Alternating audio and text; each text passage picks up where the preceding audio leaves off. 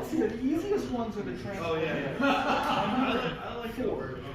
And I'm going to be taking you down to 2, either with the hand here or the hand here. We love it.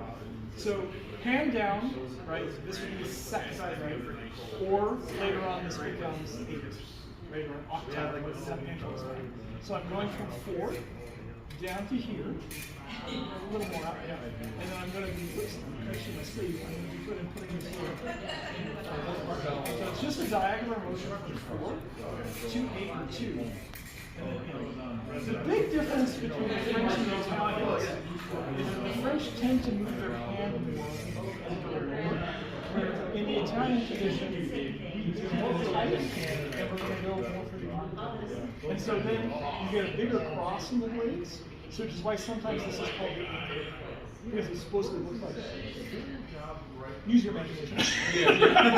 Right, so this is the first one. So you take me in cart. Right, you have me in cart. They don't like them. Tip a little bit out. Yeah, they pull Then move diagonally down. Just like Is this up? Yep, there you go. You would correct. 4, the cart, down to 6, up top. So it could be an attack. So in this case, you're doing an attack, right? So you're grabbing 4, take down, and then you would lunge into the flank. Now you can also use your offhand, right? Like that. That's it. This also works as a parry or post action. I attack him, you carry forward cards, and then you bring it down. So in this sense, like you make an attack against me, and then down into the floor. Just like that. And again, I could use my hand if I want. This is also the basis if you want to do it as one of the strongest disarming actions. The way they use it, over there for a second. And I'm down. Otherwise, we're here. And then that's an expulsion or disarm. It's the strongest fencing action we have. Right, from 4 down to second or top. And you can try it. So you parry 4, and then cut me down that way. Cut that way. Yeah. So again, we can do that 2 ways. One is an attack. You grab me in cart, and then you take me down to the second octave, and you come right in. Yep. Or it can be a parry or post, right? We're here in blade, we're here say cart on cart. I attack in, you parry cart. Parry cart first. So I'm here, you parry, you're gonna move your tip that way.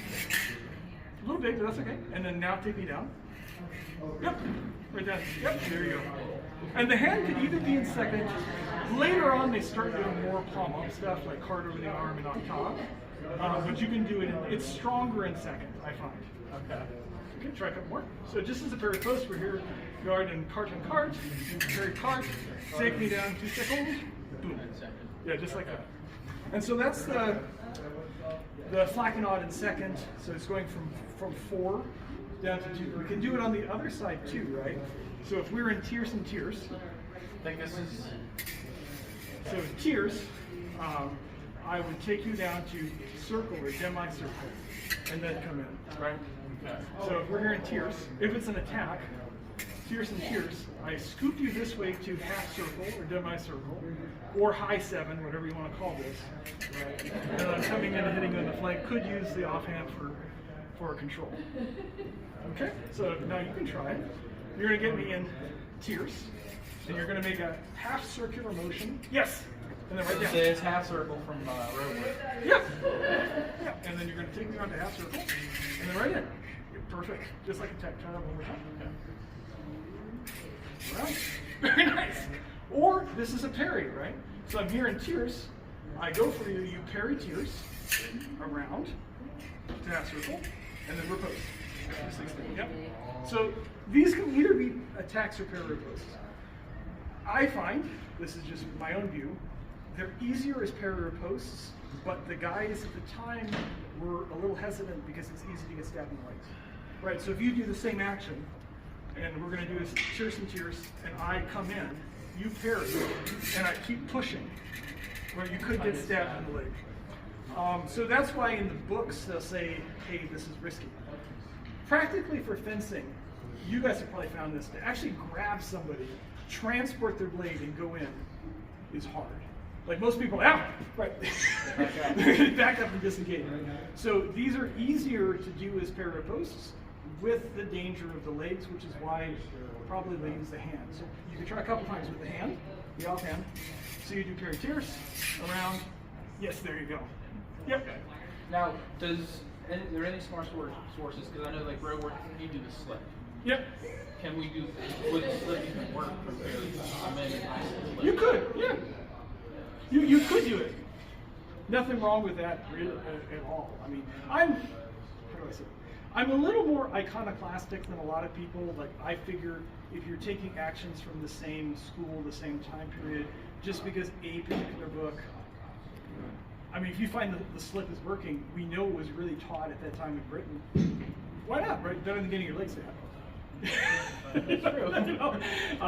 And so that's the one from tierce to half circle, or 3 to 1, however you like it. The last one is just the quasi. So we're here in 4. This is actually kind of hard to do. This is in cart. Just in cart, yeah. And so all I do is I'm just going to take this around to here and pull it. So you have to give me just a little more resistance. So here, I take you around to this, and you come like that, and I'm taking you down. And that's all it is. It's a quasi, or this is what's often called the external flankanades, the flankanade in fourth. Flankanade in court. And so all you're going to do, you're going to grab me in fourth, and you're going to take your blade around to here, and then into my flank. Yep, that's it. So here, your tip is up, and then you use the tip. And you'll notice you keep me out by pushing a little bit this way. Yep. Try 2 more. Very nice. 1 more. Yep, just like that. And same, this can be an attack or a parry post. Truth be honest, this is a better action opposite-handed. So this, like if you're lefty, this is a great action. Righty and righty, this is actually hard to do. So if you're like left-handed for a second. Oh God. I know. But you're here, you grab me, go around on this side, and then right on my flank. Yep. So I have one left-handed student, he loves this. He does this in Saber all the time. Like people attack, he goes forward, and you just drop the tip right down, and you force the blade out of the way. Okay. That is the one, yeah. It's a lot easier action opposite-handed. So righty on lefty or lefty on righty. And like if you watch even like modern epee, if you see a modern EPS who's left-handed, you'll see this action all the time. It's just really fast. It's like bam, because all you're doing is taking it, dropping it down on the other side, and pushing it in. So that's the flankanade or the quasi, if you will. Right? So just 4, drop the tip around, and then in. Yep. And so that's an attack. You can do it as parry post. So I'll attack you now. Here. Just like that. Yeah, pretty easy. Do a couple more. Yep. 1 more. Yep. Just like that. Again, same-handed, it doesn't happen that often. Opposite-handed, it's a little easier action to do.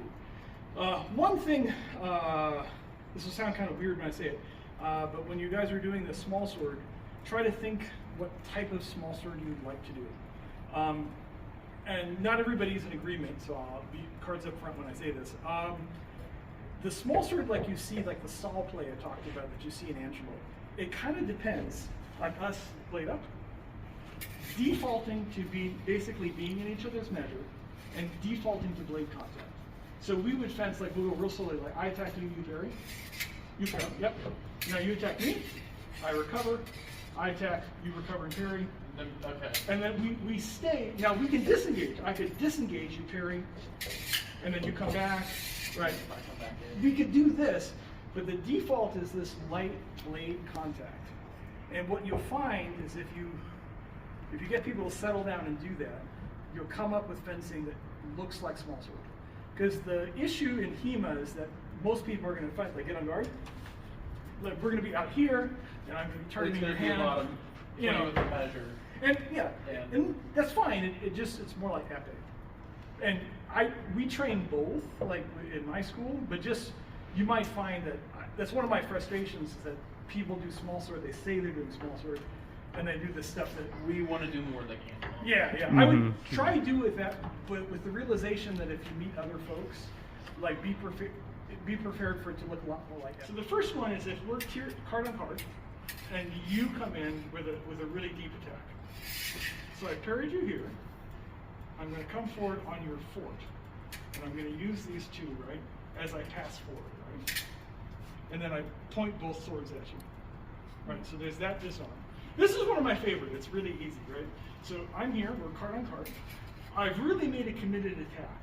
I've really gone in deep to Sorry, go here? Yeah, you're going to reach over to my fort. Yep. But remember to pass forward. Yes, there you go. Yeah, there you go. Okay. And the pass plus the lever will pop that out of my hand, for sure. Okay. Yeah. Try one more time.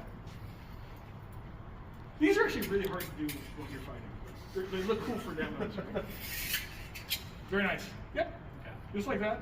One thing I'll just note, if you guys are mixed, like rapier, small sword kind of stuff, just be careful. People have got their fingers in the coins. Because this one, if like the small swords is fine, but if you're using like side swords or things where people have fingers, like this one you can easily break or sprain a finger. That's the only caution I would say. The other one is for tierce on tierce, right? And you've made a very committed attack in, right? And it's from tierce, right? The key on both of these, and Angelo or Gerard, I forget, it's got to be committed, right? That we're close, that the distances collapse. So all it is, we're here in tierce and tierce. I've really come in, you parry, you're going to pass forward, check my hand, and then around the back. Yep, and just like you're doing right there, that's good. You can use your back as kind of an aiming device, right, to get to the action. Try it one more time. And is my target the flank, or is it just pretty much? Flank, abdomen here is Okay. either of those really work. Very nice. Yeah, just like that. And those are kind of fun ones to do, you know. Again, like when you're actually fencing, like it never happens.